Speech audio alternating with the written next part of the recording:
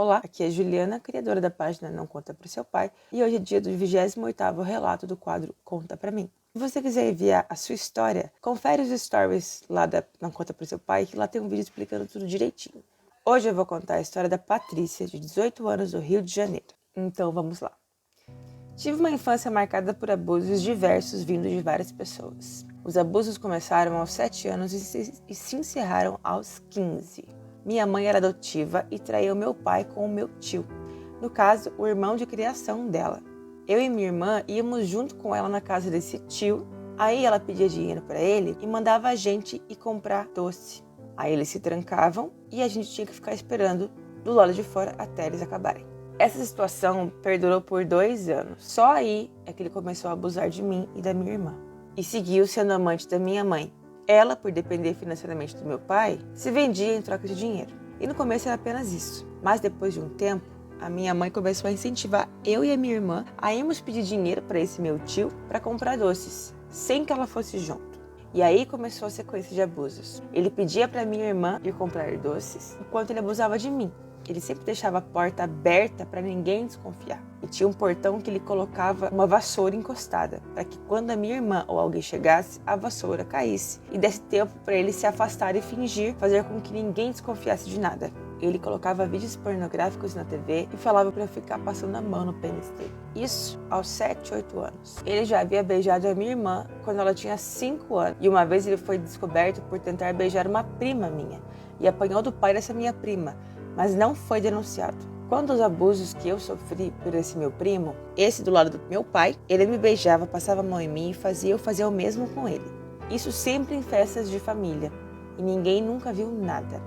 Aliás, ele continua frequentando as festas de família, os casamentos, os aniversários. Quem se afastou de tudo e todos foi eu, não ele. Meu outro relato é sobre esse segundo tio.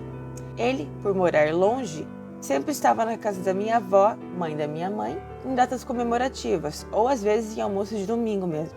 Ele mandava sentar no colo dele, isso com familiares em volta bebendo junto. Ele sempre dizia que ia me dar um presente. Ele colocava o dinheiro na minha mão e me puxava para sentar no colo dele. Fazia eu sentir o pênis dele. Isso aconteceu inúmeras vezes, na presença da família inteira. Eu sentia muito nojo e muita vergonha, até que eu comecei a não querer ir de jeito nenhum pro colo dele. Com o passar do tempo, os abusos só pioraram. Ele, no meio de todos os familiares, disse que tinha foto de uma viagem que fez e queria mostrar pra mim. Aí ele colocou no celular dele as fotos dessa viagem que ele fez e em seguida fotos e vídeos pornográficos dele. Ele veio me mostrar e eu fiquei balançando a cabeça dizendo que não. E ninguém sabia por que eu tava agindo dessa forma. Aí começaram a me perguntar por que eu tava fazendo aquilo. Aí a minha avó, mais que depressa, chegou perto, viu o que ele estava mostrando para mim, viu as fotos da viagem realmente, mas acabou vendo também uma foto do pênis dele, que estava na sequência, né? Na hora, minha avó ficou rindo, falando que também queria conhecer aquele lugar. Tudo isso para cobertar ele, fingiu que não viu nada. E essa minha avó sempre agiu assim, sempre inocentando o abusador. Aliás, os 2 filhos abusadores dela, ela sempre protegeu eles de tudo. No mesmo dia desse ocorrido, ele me beijou e eu fui para casa toda assustada, tremendo. A verdade é que eu dei inúmeros de que tinha alguma coisa errada. Várias mudanças de comportamento. Sempre fui uma criança muito tímida, quieta, envergonhada e com muitos problemas na escola.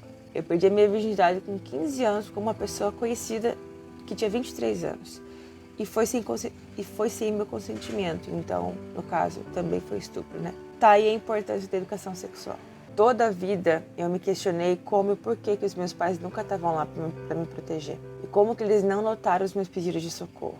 Mas hoje eu reconheço que eu tenho uma mãe narcisista, que ela sempre foi conivente com os abusos que o próprio irmão e amante dela cometia contra mim e contra minha irmã. E para piorar, eu tenho um pai alcoólatra, que sempre trabalhou muito e só se preocupava com bens materiais. Ele chegava de madrugada do trabalho para proporcionar uma qualidade de vida melhor para mim e para as minhas irmãs. É verdade. Mas eu estava sempre na rua, vivia na casa dos outros, brincando, na casa de desconhecido, completamente vulnerável. Hoje a minha relação com meu pai é estável, mas ele nem sonha por tudo que eu passei e nem pode imaginar. Esses traumas me ocasionaram depressão, ansiedade e problemas em relações sexuais. Por esse motivo eu sigo a minha vida sozinha, sem mãe, sem tios, sem tias, sem avós, apenas pai e irmãs. Hoje eu trabalho para curar esses traumas. E apesar de tudo que eu passei, eu posso dizer que eu me tornei uma mulher forte, resiliente e com muitas virtudes. Para quem já foi vítima como eu, o que eu tenho para dizer é: desejo cura e força, muita força. E para quem está em volta, deixe de romantizar, inocentar e proteger os abusadores pelo simples fato de terem laço sanguíneo com eles. Isso é de uma covardia enorme. Façam isso pela proteção dos seus filhos. Quem ama, cuida. Por mais cruel que seja ouvir da boca de um filho que ele foi abusado por uma pessoa que você ama muito, acredite, acolha e denuncie. Bem, gente, como esse relato foi curto, eu vou dar seguimento na análise aqui mesmo, sem precisar trocar de vídeo, ok? O primeiro ponto que eu quero destacar com vocês é o trecho em que ela fala que depois de um tempo, a minha mãe começou a incentivar que eu e minha irmã fôssemos pedir dinheiro para ele para comprar doces. E foi aí que começaram os abusos. O nome disso que a mãe dela fez é aliciamento. Ela ajeitou as coisas para outra pessoa abusar. Não bastasse ela ser amante do próprio irmão, o que já é bem questionável, né? Ainda aliciou as próprias filhas. Quando ela fala lá embaixo que hoje entende que tem uma mãe narcisista, isso aqui é uma evidência muito básica. Outro trecho que eu achei interessante foi quando ela diz que uma vez ele foi descoberto por tentar beijar a minha prima e apanhou do pai dessa minha prima, mas não foi denunciado. Tá aqui a prova do que acontece quando você presencia um crime desse tipo e não faz nada. Ele continua fazendo, porque essas pessoas não param. Para elas é uma questão de oportunidade. Enquanto ela puder fazer, ela vai fazer. Então ele apanhou por causa da prima, não fez mais com a prima, mas fez com as duas irmãs, no caso a Patrícia e a irmã dela. Esse é o grande motivo porque a sua omissão pode representar a desgraça da vida de alguém. Porque quando você não faz nada, você protege o abusador que continua fazendo vítima em cima de vítima, em cima de vítima, em cima de vítima. Outro trecho interessante agora sobre o primo. Aliás, ele continua frequentando as festas de família, os casamentos, os aniversários. Quem se afastou de tudo e de todos fui eu. Sem apoio de ninguém, sem conhecimento de ninguém, com a conivência da avó, que sempre protegeu. E é isso que acontece com as vítimas que não são acolhidas pelas suas famílias. Elas se retraem, elas são tratadas como párias. É por isso que quando você fica sabendo sobre um caso assim, fique do lado dessa pessoa, apoie essa pessoa, seja a rede de apoio dessa pessoa. Porque aqui nesse caso é nítido, ela nunca teve rede de apoio. Ela sempre esteve sozinha, tendo que enfrentar múltiplos abusadores, porque não tinha com quem contar. Nunca teve com quem contar. Esse trecho também é bem interessante. Ele, no caso o tio agora, né? Em meios familiares, disse que tinha fotos de uma viagem que fez. Aí ele colocou no celular dele fotos de uma viagem que ele fez e em seguida fotos e vídeos pornográficos dele. Gente, essa forma de abusar acontece muito. Para vocês verem como eles calculam cada movimento, como nada é aleatório. O cara teve trabalho de tirar fotos e fazer vídeos pornográficos e colocar na sequência de fotos neutras para constranger a vítima no meio de todo mundo de forma que ela não pudesse reagir. Porque eles sabem que eles exercem, é assim que eles agem, exercendo controle sobre o comportamento das vítimas. E aí ninguém entende. Mas como assim você não virou e mostrou? Uma pessoa que nunca teve o apoio de ninguém, que nunca ninguém se importou com essa pessoa, vai ter coragem de falar isso? Se acusada de estar mentindo? Se acusada de procurar?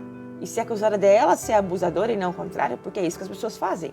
As pessoas têm a cara de pau de tirar a responsabilidade do adulto e colocar na criança.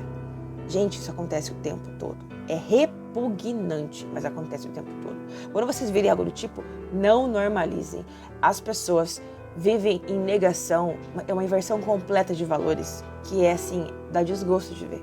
Dá desgosto. Não fiquem contra as vítimas, independente das circunstâncias. Nunca. Hoje eu reconheço que eu tenho uma mãe narcisista e que ela sempre foi conivente com os abusos que o próprio irmão e amante dela cometia contra mim e contra minha irmã. E o curioso é que a avó, a mãe da mãe, tinha o mesmo caráter duvidoso que a filha, né? E a filha é adotada, para vocês verem como a convivência pega, como o contexto em que você cresce molda você, que você pode apresentar as mesmas características daquele com quem você foi criado. Nesse caso, a completa omissão e covardia, né? Porque a avó, igual a filha, no caso a mãe das meninas, sempre protegeu os criminosos, colocou elas na fogueira, né? E por fim ela fala: deixem de romantizar, inocentar e proteger os abusadores pelo simples fato de ter laços sanguíneos com eles. E por mais cruel que seja ouvir da boca de um filho que ele está sendo ou foi abusado por alguém que você ama muito, acredite, acolha e denuncie.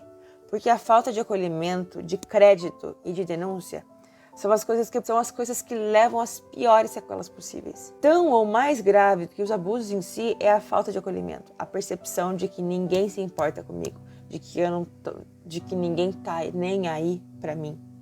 Então, ter essa postura crítica de não defender o indefensável é essencial para você não destruir ainda mais a vida de uma pessoa que já foi extremamente vitimizada e que não cabe a você terminar de destruir. E ainda ser responsável pela automutilação dela, pelo fracasso acadêmico e interpessoal dela, enfim, pelo suicídio dela. Porque é isso que acontece muitas vezes. As pessoas se cansam de não terem apoio em lugar nenhum e se matam, porque se matar acaba sendo a única opção para parar de sofrer. Por hoje é isso, gente. Espero que vocês tenham aprendido algo com esse vídeo. Se lembrem que a gente tem que se posicionar. A gente não pode passar a vida fingindo que essas coisas não acontecem perto da gente. E quando acontecem, fingindo que não aconteceram. Porque a gente não quer se envolver. Nossa obrigação constitucional se envolver. Não sejam essa mãe, não sejam essa avó. E para aprender mais sobre as dinâmicas envolvidas nesses abusos, acompanhe aqui o nosso trabalho, deixe o seu like, marque as pessoas que você acha que precisam assistir isso, salva para ver depois, compartilha, deixe seu comentário. Espero vocês no próximo vídeo. Tchau!